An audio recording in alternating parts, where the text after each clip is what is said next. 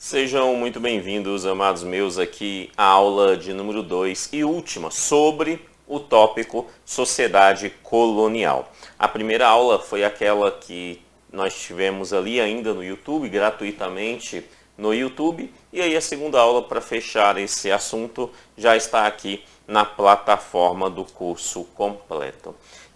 Nessa segunda aula nós temos que falar ainda sobre alguns pontos, porque o edital ele pede lá assim, então sociedade colonial, ele fala sobre economia, nós falamos sobre economia na primeira aula, nosso foco foi primordialmente na economia, mas no ciclo do açúcar, que é fundamental na formação da colônia, tá? Então, primeira aula focamos lá. Na economia, nós temos ainda falar de um segundo ciclo, ainda nesse período, que é o ciclo do ouro, ainda dentro da colônia, do período colonial, que é o ciclo do ouro, beleza? Então aqui nós vamos falar aí alguns pontos sobre o ciclo do ouro. Além disso, ele vai pedir sobre cultura. Cultura é um assunto amplo, genérico. Tudo que nós falamos está envolvido dentro do campo da cultura, então não tem por que parar para especificar esse assunto, já que ele é genérico. Precisamos comentar alguma coisa sobre o trabalho escravo, né? Lá na aula de História do Espírito Santo, nós comentamos sobre o trabalho escravo no Espírito Santo e é onde eu acredito que deve cair uma questão de história, pode cair uma questão de história que fala sobre a escravidão em nosso país, mas primordialmente no Espírito Santo, que foi um estado escravocrata, altamente escravocrata em nosso país. Então aqui vamos comentar algumas coisas ainda sobre uma perspectiva escrava, né? E vamos voltar a falar sobre esse assunto quando a gente vai falando de império, né? Também tem tópicos no edital que fala sobre o período do império, né? Do reinado brasileiro, né? Que Dom João vem para o Brasil, tal, e aí deixamos de ser colônia e nos tornamos Reino Unido de Brasil, Portugal e Algarves. E aí nós temos uma outra perspectiva que ainda tem escravidão, e aí lá a gente comenta um pouquinho melhor sobre essa escravidão, de como que estava no reinado e o fim dessa escravidão. Então aqui eu vou fazer alguns comentários, só porque lá no edital está falando escravidão no período colonial. Então preciso fazer alguns comentários aqui, tá? Ele vai falar ainda sobre os bandeirantes. Não tem como falar do ciclo do ouro sem falar dos bandeirantes. Então são dois assuntos que se conectam, tá? Falou do ciclo do ouro, falou dos bandeirantes. Falou dos bandeirantes, falou do ciclo do ouro. É muito simples, tá? Então os dois estão conectados, vamos comentar aqui. E ainda os jesuítas. Também é um assunto que eu acredito, vou comentar alguma coisa aqui sobre os jesuítas, mas que eu acredito que a possibilidade de cair alguma coisa sobre o jesuíta é primordialmente dentro do Espírito Santo, tá? Dentro da história específica do Espírito Santo, porque os jesuítas tiveram uma força muito grande no Espírito Santo, tá? Então, você tem aí uma estrutura que possivelmente cai lá, mas vamos comentar aqui algumas coisas sim, tá? Ok, isso a gente finaliza então esse tópico para fim da sua prova, ok? Então vamos lá, vamos começar falando aqui sobre os jesuítas, né? Rapidinho. Por que sobre os jesuítas? Porque os jesuítas, eles chegam no Brasil ainda dentro do ciclo da cana-de-açúcar, né? Ele não está no primeiro momento associado ao ciclo do ouro, mas sim à cana-de-açúcar. Nós sabemos que quando há uma mudança gerencial na colônia, deixamos então de ser organizado apenas e exclusivamente por capitanias hereditárias e vem para o Brasil um governador geral, e o primeiro governador geral foi Tomé de Souza. Tomé de Souza traz juntamente com ele os primeiros jesuítas, né? E jesuítas é uma ordem, né, da Igreja Católica primordialmente missionária, tá? Então, é uma ordem para evangelizar aqueles que não foram evangelizados, ou seja, os não católicos, tá? Essa era a perspectiva dos jesuítas, entre várias outras coisas, tá? Os jesuítas também eram alguém extremamente conhecedores, estudiosos, sempre foram e ainda o são.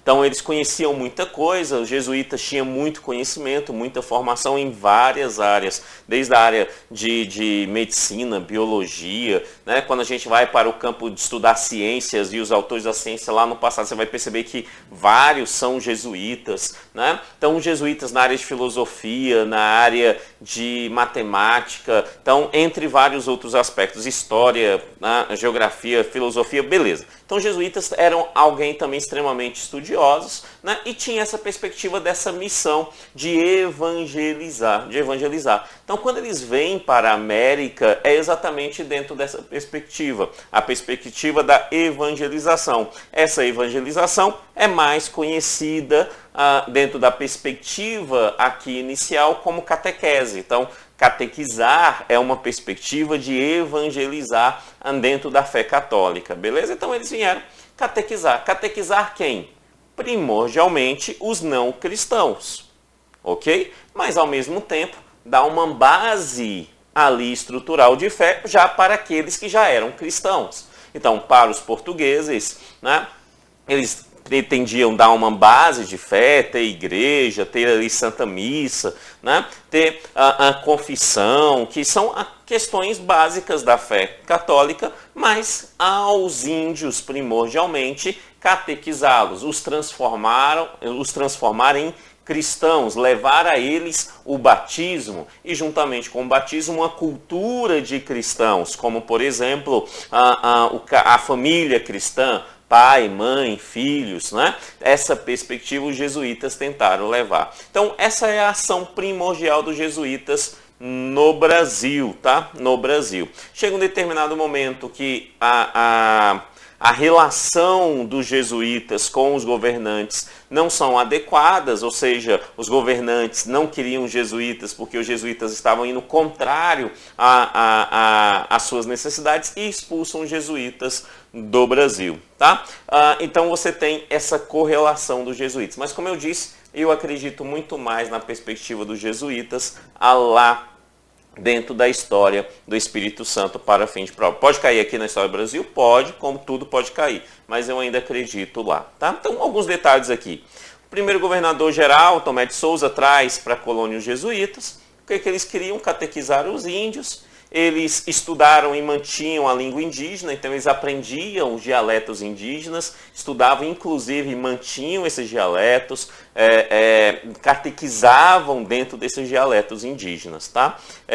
Foram os primeiros professores da colônia, né, com método jesuítico e tal, né? Formaram escolas na colônia, tudo bonitinho, tal, formaram igrejas na colônia, e aí depois vieram os franciscanos também para cá, né? Mas no primeiro momento os jesuítas, né? Os franciscanos atingiram mais a região do Nordeste primordialmente e os jesuítas atenderam muita parte em nosso país. Então você tem essa perspectiva dessa demanda. Beleza, então jesuítas foi, ok. Partindo daí a gente precisa voltar então ao campo da economia, e falar sobre o segundo ciclo. Nós vimos que com a expulsão ali dos holandeses de Pernambuco, os holandeses lá nas Antilhas começam a produzir açúcar. E aí eles terminam dominando, de certa forma, o mercado europeu do açúcar, fazendo então com que a produção de açúcar no Brasil perdesse valor em relação ao mercado internacional. Então era necessário fazer algumas coisas, entre elas buscar no continente americano, na colônia portuguesa, ouro, metais preciosos, pedras preciosas. E aí inicia o ciclo do ouro em nosso país. Beleza? Tá? O ciclo do ouro. O que a gente precisa saber sobre ele então? Olha lá, com a indústria açucareira caindo, né, primordialmente ali por conta de ações da Holanda, é necessário buscar o ouro, buscar por metais preciosos em nosso país. E como que isso é feito? Isso é feito através do que nós conhecemos e assim o governo da coroa chamou, através de entradas e bandeiras. Através das entradas e das bandeiras.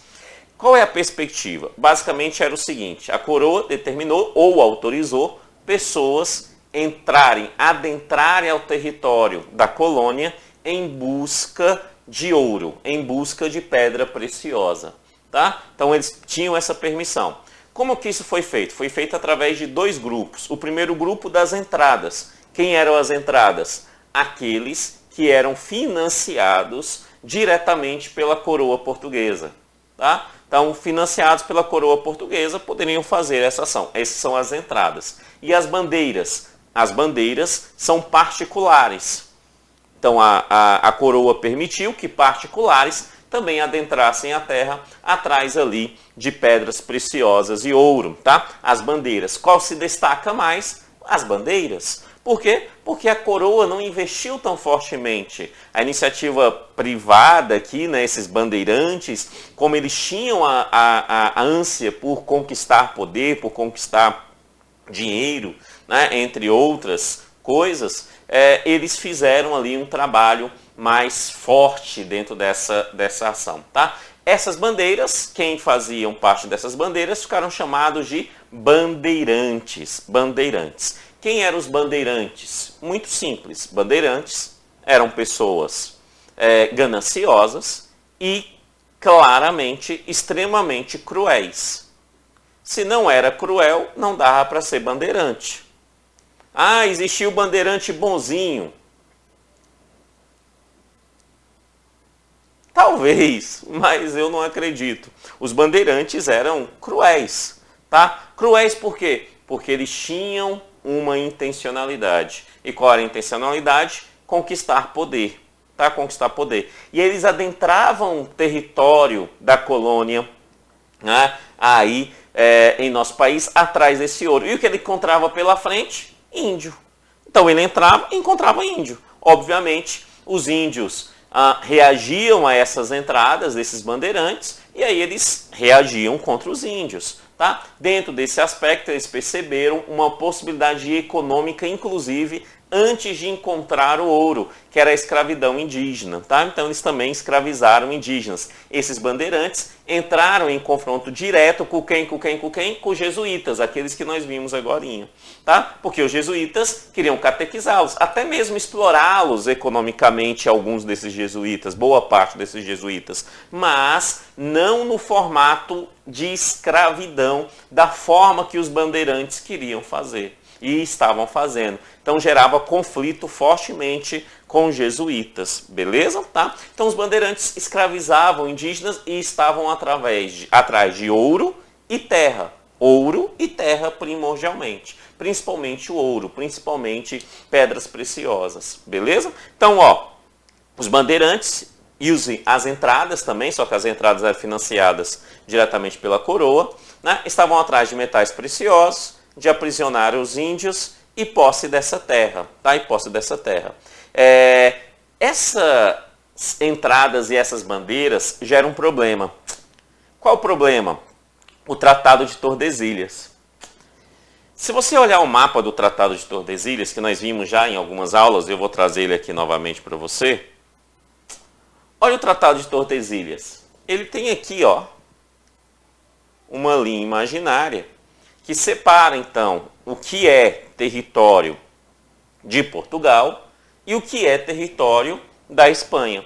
Perceba que a maior parte do território que hoje nós conhecemos como Brasil era, de fato, território da Espanha, conforme o Tratado de Tordesilhas. Tá? Inclusive, você já tinha, sim, ações hispânicas nessas áreas. Ali na região, por exemplo, mais ao sul do país, como a região do Paraná, você tinha jesuítas espanhóis, jesuítas trabalhando juntamente com os espanhóis ali, catequizando índios, tal. Então você tinha um trabalho hispânico também proveniente ali, principalmente da região do Paraguai, adentrando essa região. Óbvio que isso gera um conflito.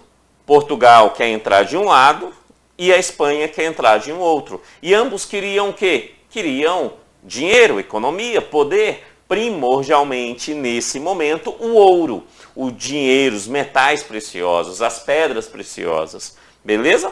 Como é que isso vai ser resolvido? Isso vai ser resolvido, obviamente com alguns conflitos, mas primordialmente através ali de uma diplomacia, porque vai ser estabelecido um outro tratado entre a Espanha e Portugal.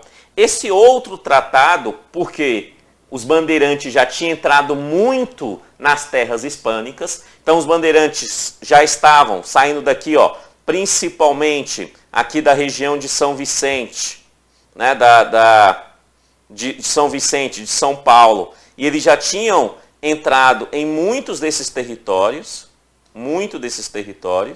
aqui na Espanha, né? Então a Espanha chega em Portugal e eles entram num acordo. E o que é esse acordo? Esse acordo é exatamente a criação de um outro tratado, que é o Tratado de Madrid, em 1750. Ou seja, muitos anos depois do início da colonização.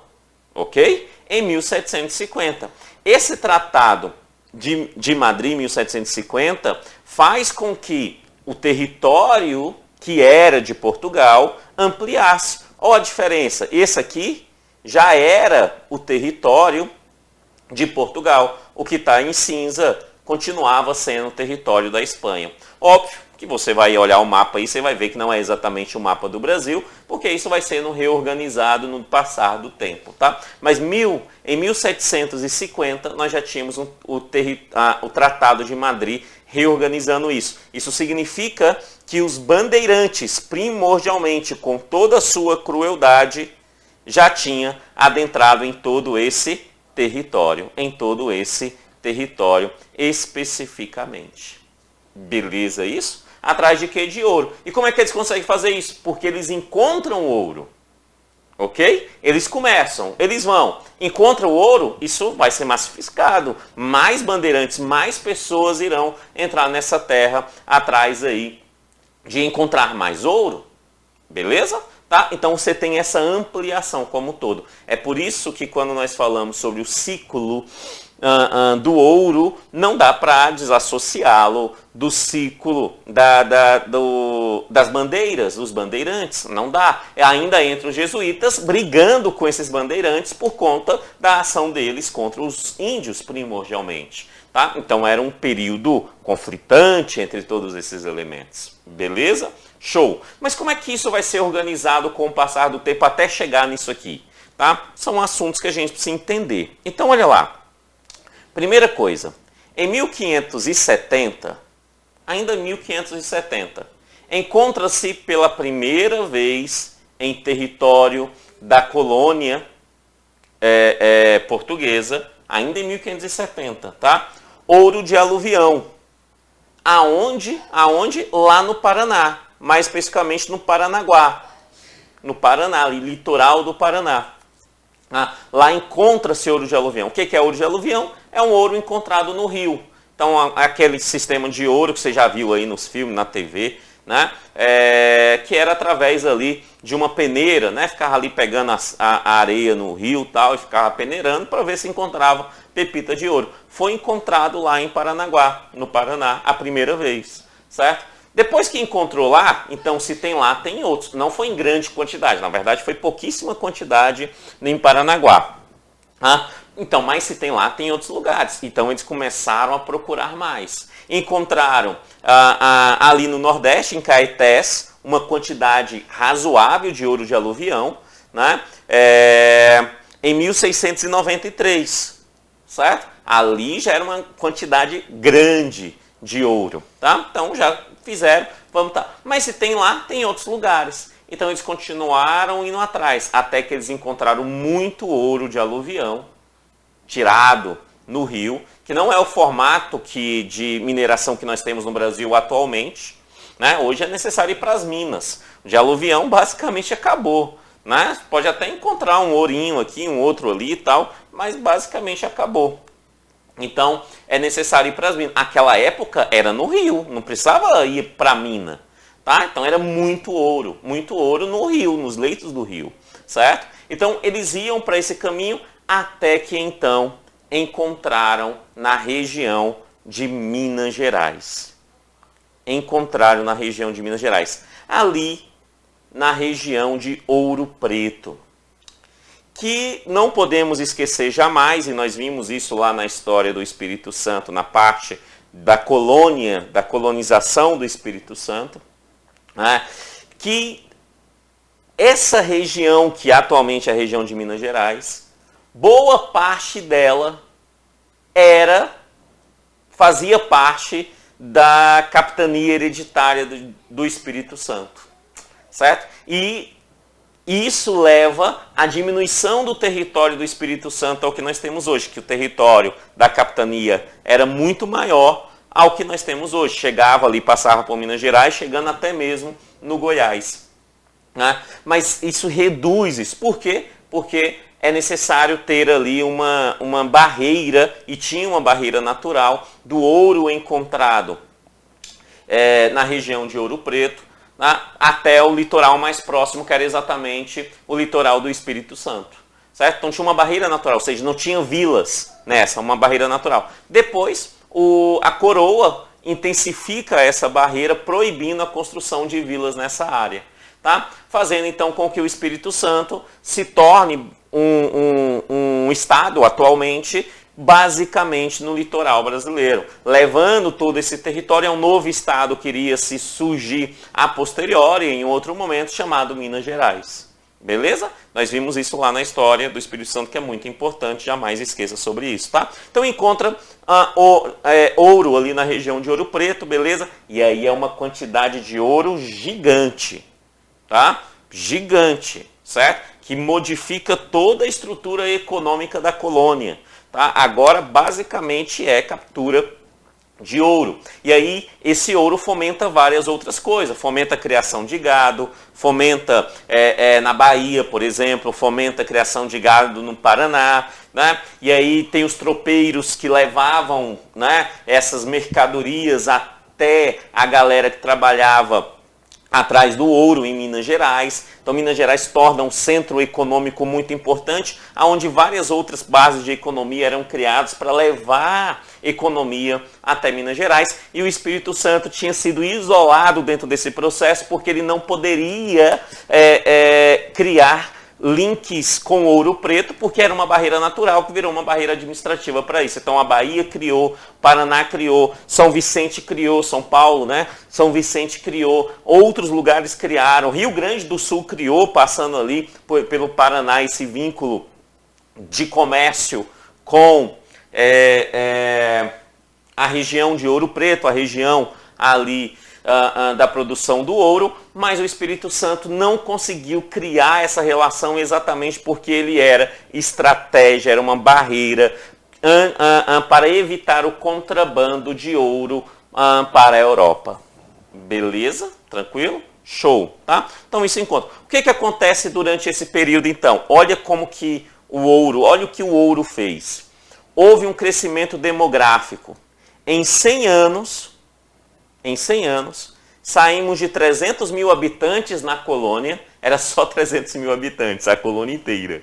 Tá? Saímos de 300 mil habitantes para 3 milhões de habitantes em 100 anos. Em 100 anos. É muita coisa, né? É muita coisa. Entre eles, obviamente, esses 3 milhões não foram de pessoas nascidas na colônia, a maior parte deles mediante uma migração para o Brasil, ali entre 1700 e 1800. Inclusive, o Espírito Santo tem uma migração muito forte para o Espírito Santo, que é a questão do povoamento do Espírito Santo, que vem povos de diversas partes do mundo, ali que nós vamos focar lá na segunda aula de História do Espírito Santo, tá? Então vai ser sobre o povoamento, beleza? Então o povoamento acontece e tem essa grandiosidade, certo? O que gera esse ciclo econômico? Gera integração econômica da colônia, com integração entre todos, né? O povo do Rio Grande do Sul vendia carne através dos tropeiros para o pessoal de Minas Gerais, porque Minas Gerais não queria produzir alimento, Minas Gerais queria retirar ouro, então ele tinha que comprar alimento de algum lugar, então Rio Grande do Sul, Bahia, levava esse tipo de situação ali, né? Surge em nosso país a classe média, mediante profissionais liberais, comerciantes, mineradores, né? Então você já passa a ter ali uma classe média tendo um diferencial no que nós tínhamos antes. Óbvio que não podemos esquecer que durante todo esse período nós tínhamos a escravidão, né, acontecendo, a escravidão negreira acontecendo, porque o mercado né, do tráfico negreiro era um mercado extremamente lucrativo para Portugal e aqui precisava de mão de obra e a mão de obra escrava foi utilizada fortemente nesse país escravocrata que nós vivíamos a essa época, tá? Beleza, juntamente com todos esses recursos, há uma ampliação e um significado para o aspecto cultural de nosso país nesse período, principalmente através ali do desenvolvimento da arte barroca. O Ouro Preto é um grande exemplo disso, né? O Aleijadinho é um grande exemplo dessa arte barroca que surge aqui dentro deste aspecto, tá? Esse ouro, ele foi muito explorado, tivemos um período de maior exploração, que foi entre 1735 a 1756, mas aqui eu trouxe uma tabelinha para você entender o que aconteceu com essa exploração e perceber que ela vai sendo diminuída. E óbvio que ela é diminuída, porque você vai explorando o ouro e ele vai acabando, né? Então, ó, de 1741 a 1761 foi 290 toneladas de ouro encontrado em rio, basicamente. Tá ali, ó, peneirando. Tá? Foi isso que foi encontrado. Certo? Até 81, 270 toneladas, de 61 a 81. De 81 a 801, 110 toneladas. E lá no finalzinho, né, de 801 a 1821, apenas 50 toneladas. Então a exploração do ouro foi diminuindo no decorrer desse tempo. Beleza? Tá? Óbvio que esse aqui foi o que foi levado para a Europa de forma oficial. Beleza? De forma oficial. Óbvio também que existia o contrabando. Por isso que o Espírito Santo, a barreira no Espírito Santo era muito importante para evitar o contrabando. Tá? Óbvio que não impediu o contrabando, tá? Totalmente em nosso país. Houve ainda muito contrabando de ouro nesse período, principalmente ali através de diversas ferramentas. Um aspecto cultural que nós conhecemos muito é o tal do Santo do Pau Oco, né? Pegavam imagens católicas e colocava dentro deles ali ouro em pó, pepitas de ouro, né, para vender como imagem católica, levar para a Europa, por exemplo, como imagem católica, rodar o Brasil como imagem de um santo católico, né, mas, na verdade, o que tinha ali era um pau oco cheio de ouro dentro, né, e era isso que eles pretendiam fazer. Tá? Então, faziam essas ações. Tanto é que a coroa termina criando vários mecanismos para impedir isso, por exemplo, proibir a comercialização, né, ali de ouro em pó, né, foi um dos elementos que ela fez. Criou ali sistemas de tributação para esse ouro. Essa tributação, principalmente o exagero dessa tributação. E olha como que é interessante. Quanto menos ouro era retirado, maior é a tributação da coroa sobre o ouro. Tá? Quanto menos ouro era tirado, a coroa tributava mais. Certo? Por quê? Porque ela não queria perder as benesses desse ouro. Então, tirou menos, eu tributo mais para manter aqui a minha qualidade de vida na Europa. Tá? Então, essa era uma perspectiva. E é exatamente essa tributação que gera ali algumas revoltas, entre elas, né, uma muito conhecida, que é ali a Inconfidência Mineira, Tiradentes, tal, entre várias outras coisas, por conta de uma tributação do quinto, né, que era ali um imposto muito pesado sobre a retirada que a coroa pegava ali do ouro, né, gerando ali, por exemplo, a Inconfidência Mineira, gerando várias revoltas durante esse período. Beleza? Show? Tá? Outro ponto relevante é perceber que essa estrutura, então, do ouro muda algumas coisas em nosso país, como, por exemplo, né, os aspectos políticos. A capital sai de Salvador, né, ali a capital da colônia, não estamos falando de país ainda, mas da colônia, sai de Salvador e vai para o Rio de Janeiro. Tá? Vai para o Rio de Janeiro, ainda no período colonial, durante o ciclo do ouro. Beleza? Tá? E uma tributação durante esse ciclo do ouro grande que eu acabei de citar, né? Criando ali vários impostos, né? Captação, imposto sobre quantidade de escravos, finta, 30 arrobas de ouro por ano, né? Depois o rei terminou desistindo dessa tributação. Casa de fundição com o quinto. Então, ouro para circular no país, para levar para a Europa, tinha que passar por uma casa de fundição. E essa casa de fundição pegava um quinto do ouro que chegava lá e passava para a coroa. Isso aqui é o principal ponto que gera ali a Inconfidência Mineira. Beleza? Ok? Show, show, show. E aí, para a gente finalizar então esse assunto, só um comentário que durante todo esse período, ainda lá no período do ciclo da cana-de-açúcar, passando aqui pelo ciclo do ouro, obviamente nós temos a escravidão negreira em nosso país. Tá? Então, preciso comentar aqui algumas coisas rápidas. Tá?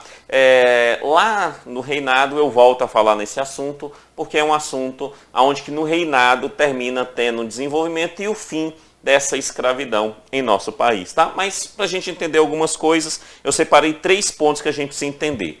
Primeiro, o trabalho dos negros escravos. Segundo, os castigos que esses escravos tinham. Terceiro, a resistência dos negros escravos aqui na colônia. Beleza? Então vamos no trabalho. Primeiro, eles eram negro do eito, ou seja, trabalhavam fortemente na lavoura. Tá? Começa lá na cana-de-açúcar e aí depois entra no reinado com o café, vai trabalhar na produção de café, tá? Primordialmente, certinho? Mas trabalhando em tudo que é local, tá? Mas começa com cana e depois vai para o café, mas nesse meio campo trabalhou na exploração de ouro. Tá? Negros trabalhavam na exploração de ouro, né, durante esse período, havia os negros domésticos e havia ainda os escravos de ganho. Quando a gente fala lá no título, ele fala assim, por exemplo, aqui, da cultura, um aspecto da cultura que talvez possa ser cobrado, que dentro do contexto geral talvez possa ser cobrado, é você conhecer, por exemplo, o que é um escravo de ganho. O escravo de ganho era muito simples, né? Alguém tinha um escravo, alguém que vivia ali primordialmente na área urbana, tinha 1, 2, 3 escravos, colocava esse escravo para prestar algum serviço para essa comunidade. Esse serviço que era prestado gerava um recurso para o proprietário, certo? E esse escravo ganhava uma pequena fatia disso que o proprietário ganhava, e o escravo fazia isso primeiro porque ele era escravo, ele tinha que obedecer, e segundo porque ele tinha o sonho de comprar a sua alforria, né? Então ele fazia isso. Por exemplo, o cidadão lá tinha um escravo, colocava esse escravo para trabalhar como carpinteiro. Esse escravo trabalhava para o carpinteiro para a cidade inteira. O que ganhava era para o dono e não para o escravo. E aí ele dá um pequenininho dinheirinho ali para esse escravo trabalhar como carpinteiro. Essa demanda a gente chama, né, era conhecido como escravo de ganho. Por quê? Ele era escravo, mas gerava recursos ao seu dono, ao seu proprietário. Porque a escravidão é isso. A escravidão é um ser humano que é propriedade de um outro ser humano. Tá? É esse ser humano que é propriedade de um outro ser humano. Agora, cuidado, é propriedade porque a lei dizia que era. Tá? Estava na legislação. Segundo, até hoje, se alguém fala que tem um animal, por exemplo, ele é proprietário de um animal, né? É proprietário de um boi, é proprietário ali de um animal doméstico e tal, né? Ele não pode fazer qualquer coisa com esse animal. Tem uma legislação que protege, né? Ali essa legislação desse animal. Com os escravos, lá no início, não tinha legislação nenhuma que os protegia. Basicamente, a proteção provia principalmente da fé cristã apregoada pelos jesuítas. Olha os jesuítas aí, novamente atrapalhando os interesses, né, dos exploradores dos portugueses. Então você tinha essa demanda também. E aí, com o passar do tempo, vai sendo criando legislações para proteger esses escravos dos seus senhores. Tá? Legislações que protegiam os escravos de seus senhores de abusos a essa escravidão, mas continuavam sendo escravos. Tá? Continuavam sendo escravos. Até chegar no topo desse processo, que é ali a Lei Áurea, que vai então libertar os escravos a moldes brasileiros, né? Mas vai acontecer. Beleza? Então você tem esse processo aí. Os escravos, eles eram castigados, né? Não todos, mas eram castigados. Para que o castigo? Para exemplo. A principal função do castigo era o exemplo. Tá? Escravos que tinham uma determinada vida, estava socialmente, aceitava a sua vida, dificilmente receberia um castigo. Por quê? Porque ele fazia o seu trabalho, né? Não questionava os seus senhores, certo? Tinha ali uma condição, por exemplo, não dormia na senzala, dormia em um ambiente separado da senzala com esposa, com filhos, né, um quartinho pequeno que seja, mas dormia separado da senzala. Esse não queria ir para a senzala. Então ele poderia ser ali, de certa forma, submisso ao seu patrão, porque estava condicionado socialmente à sua própria escravidão. Beleza? Então você tinha diferenças entre eles. Quem é que sofria castigo? Principalmente aqueles que iam contra os senhores de escravos. Tá? Como que eram esses castigos? Desde a palmatória, passando por tronco, por uma máscara, né? Uma máscara de ferro, né? Etc. Você tinha várias outras formas de castigo, certo? Que vão sendo, com o passar do tempo, né? E aí as mudanças do processo, minimizadas pela lei. Mas o fato de estar escrito na lei não significa que de fato era minimizada. Uma coisa é estar na lei, tá? De ser um direito legal, outra coisa é ser um direito de fato, tá? E muitos desses negros, para resistir essa escravidão, tomavam algumas medidas. Olha que isso é muito importante para fins de prova. Entre essas medidas, tinha as revoltas, essa maioria dos candidatos iriam compreender e acertar. A formação de quilombos, eles iam para quilombos formar sociedades paralelas, também bastante comum, né? Nós estudamos isso na escola, a maioria das pessoas compreendem, né? Agora tinha outras ações, por exemplo, havia negociações entre esses escravos e senhores, né? Muitos desses escravos não tinham filhos. Por que eles não tinham filhos? Porque os filhos seriam propriedade dos seus senhores.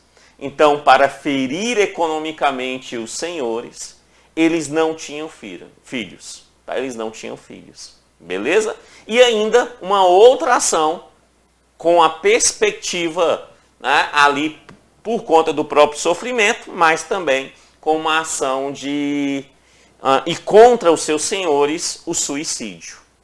Tá? Muitos escravos cometiam suicídio, né, em retaliação aos seus senhores, porque o senhor iria perder economicamente ali o valor daquele escravo e, obviamente, o que ele poderia produzir para ele. Beleza? Então, todo esse processo da sociedade entra dentro desse campo cultural nesse momento. Não podemos esquecer os aspectos dos negros em nosso país. Todos eles provenientes, então, do continente africano, cada um com culturas diferentes. Tá? Você tinha línguas diferentes desses negros que vinham. Aí, obviamente, com o passar do tempo, os filhos desses negros aprendiam a língua portuguesa, né? E aí começaram a ter, mas fés diferentes, né? Religiões diferentes, práticas religiosas diferentes. Na Bahia, por exemplo, negros escravos muçulmanos, com religião muçulmana, foi encontrado na Bahia, né? Negros que tinham a religião já muçulmana e foram escravizados e trazidos para o Brasil